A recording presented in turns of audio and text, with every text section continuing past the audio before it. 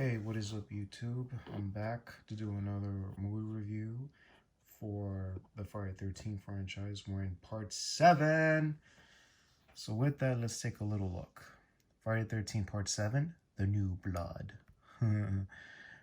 So yeah, this is the alternate poster. Pause this very carefully if you see the mouse moving left and right. This is the name. Follow him on Instagram. Done by this gentleman or person, whoever the person is. Whoa, hell no. Wrong poster. Here's the American poster artwork for the movie. But this time someone's waiting. Oh yeah, I can't. Yep, with that, folks. And originally this was going to be a Freddy versus Jason, but it turns out that they didn't have the rights because, again, if you've heard the story, Paramount owns Friday the 13th, and Freddy Krueger is owned by, and The Nightmare on Elm Street is owned by New Line Cinemas, so there were no deals because of attorneys and all that stuff. Here's the Japanese poster for part 7. Pretty cool. And like I said before, it'd be cool to see Jason do some damage in Japan. And also, wouldn't it be cool to see Jason fight off Sailor Moon? Or perhaps we should see Jason Voorhees fight off the Scarlet Witch, Wanda Maximoff. Let me know in the description box down below. And here's a behind-the-scenes photo with John Otrin and stuntman actor Kane Hodder. John Otrin played Tina's father, Mr. Shepard. And you have Kane Hodder on the left as Jason Voorhees. So you have the two zombie characters in the film, so it's pretty cool. So yeah, if anybody has seen part 7, please do so. So in my opinion, could Tina be could Wanda Maximoff be Tina's birth daughter? Or could Tina be Wanda Maximoff's birth mother? Could that be it? That's a theoretically, boys and girls. I can't prove it. And here you have Monster Jason in part 7 with a tree trimmer. The tree trimmer. And then you have Jason Voorhees in the final scene of the film before he fights off the telekinesis of Tina. Oh, and here's another part 7 poster. Very different. Pretty cool, huh? Cool poster art. So, Friday the 13th part 7 and I, we go way back. And it was around the time period around, I was attending middle school in those days, and I was working on other things, and also, like, I was in school in those days. But in my opinion, could Tina be Wanda's birth mother? At some point after she broke up with Nick, she must have met herself a Russian man or a boy. They fell madly in love and had the twins, Pietro and Wanda. And then she must have had the telekinesis. That's a theoretically, boys and girls. So, I got the deluxe edition with the lenticular Slippy. And as you already know, this is the one sung by Kane Hodder. But how I get this slipcover? It was by itself.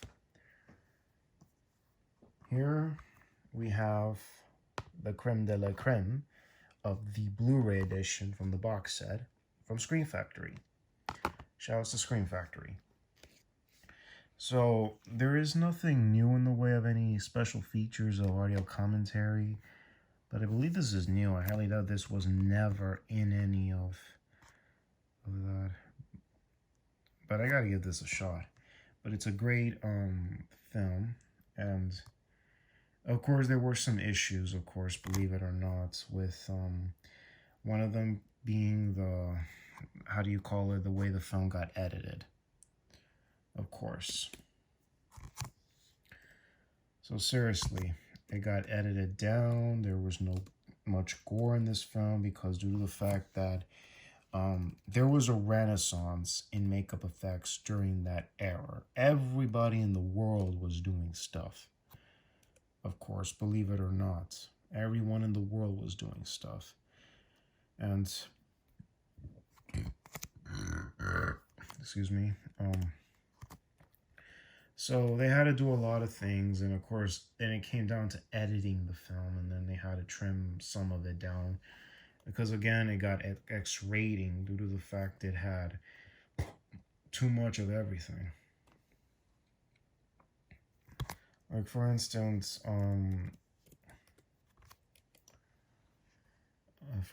you have to blame, of course, what is it, Barbara Sachs, if I see the name right, who is the associate producer of the film, of course. And at first, Buechler wasn't, the guy who did the effects for the movie and directed the movie was John Carl Buechler and his company, Magical Media Industries. So yeah, they did the makeup effects. They did some good films. They worked on good films. Did low budget films, B plus low budget films, even including working on with Roger Corman, of course, in his makeup effects department. Unfortunately, they did good work, and designing the Jason suit in Part 7, spectacular, no lie. And all in all, you have some good special features. And I believe the other special features, the Part 7 documentary that was originally from the Crystal Lake to Manhattan, will be on the bonus disc. And with that, I'm just going to tell you the specs and other things about this features on the film, of course. Then, as you may be, or as for horror fans, but all you young bucks out there don't know who John Carl Buechler is, you just heard me say he was the guy who directed one of the Troll movies. He did the effects for the films. He also worked with Roger Corman over the years from the 80s and 90s and such, and did some films he directed, and frequently worked with Kane Hodder, of course, since he and him are friends, and they collaborated very well. And as of last year, of course, about a month before the release of Avengers 4 Avengers 4 Endgame, a month before the release of that film, John Carl Buechler passed on due to his battle with prostate cancer. It was very shocking, sad to hear that. I never got a chance to meet Mr. Buechler, but oh well. But we know he was a great guy, and I didn't get to know him. He never even come to any Comic-Cons, but he was a great special effects artist and makeup effects artist, including creature effects, because he would later work on the Carnosaur movies. The Carnosaur films are low budget, again, done by King of B plus low budget creature features, Roger Corman. So yeah, he done a lot of makeup effects for films and involving Halloween 4 and 5, but in the other sequences. But he was deeply involved in the 6th Halloween.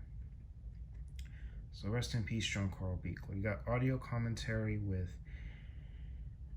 by director and makeup effects artist John Carl Buechler, stuntman actor Kane Hodder.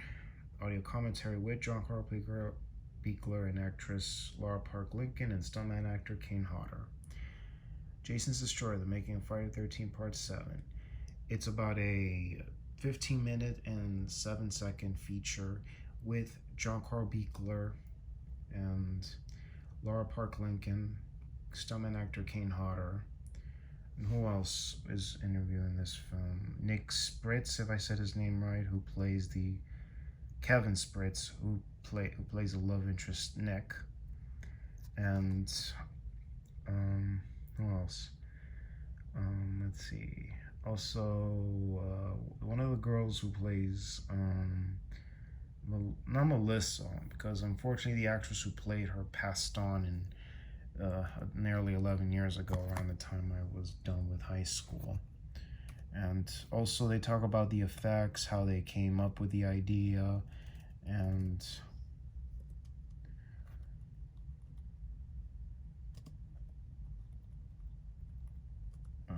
other things happened. And again, MPAA intervened with the case. And this was in 2012 interview. Actually, 2011 interview. Actually, or 2009. So you have interviews with a few people, with Kevin Spretas, who played Nick, yes. Elizabeth Caitlin, who played Robin, is interviewed. John Otrin, who plays Tina's father in that movie.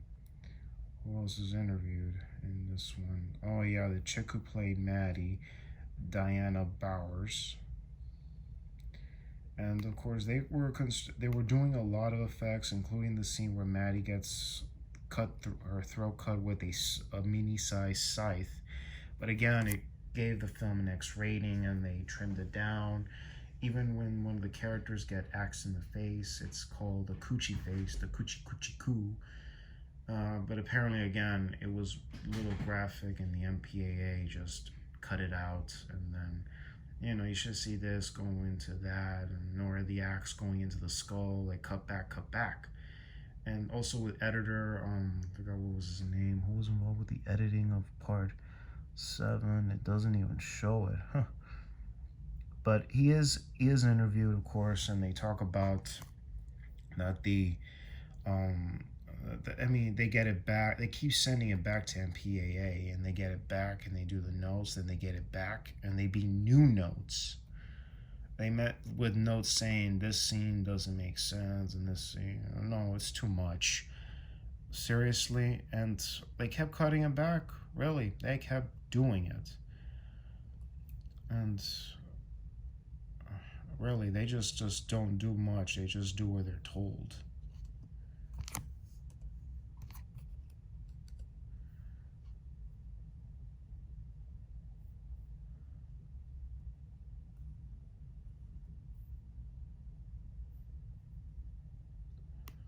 So yeah, and also, there were compromises during production in the film. I mean, there was nothing going on between the producer and the director because Buechler was under big pressure to get too much things done in such a small period of time. And other things, and another thing that got intervened was where Jason gets his comeuppance, or ultimately gets his. There was initial vision that Tina was supposed to have a flash of her mother's death. His initial idea was to have little Jason from the first Friday the 13th, the little boy holding the mother's head with the mother speaking. That would have given a moment to the fan to say, that's cool, that's really cool. But the associate producer axed it, and they had Susan Blue being stabbed as part of the vision. In Tina's mind of the vision. And then, of course, you have this one with the character of Tina's father. That you see had bones coming through his skin and looked pretty believable.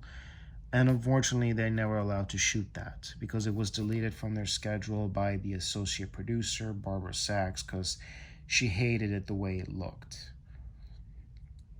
So yeah, really. And I mean, all in all, the film was a hit. No lie there. And you could still see the deleted scenes on YouTube, of course.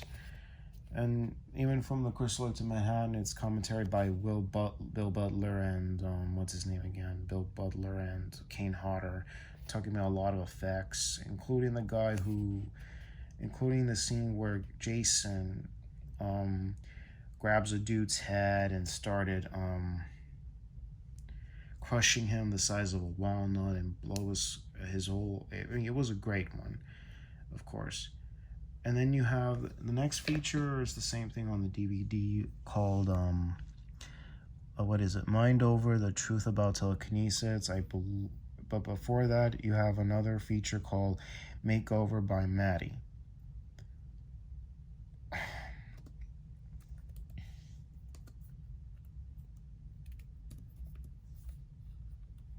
Mind Over Matter. It's about so the Mind Over Matter is about telekinesis is about 7-minute feature. It's a 7-minute 25-second feature, of course, with a psychiatrist by the name of if I said his name right, if I butcher it, of course, Dr. Barry Taft, a PhD psychologist. Also, you have Jack Rourke, a psychic, of course, that have the ability to move things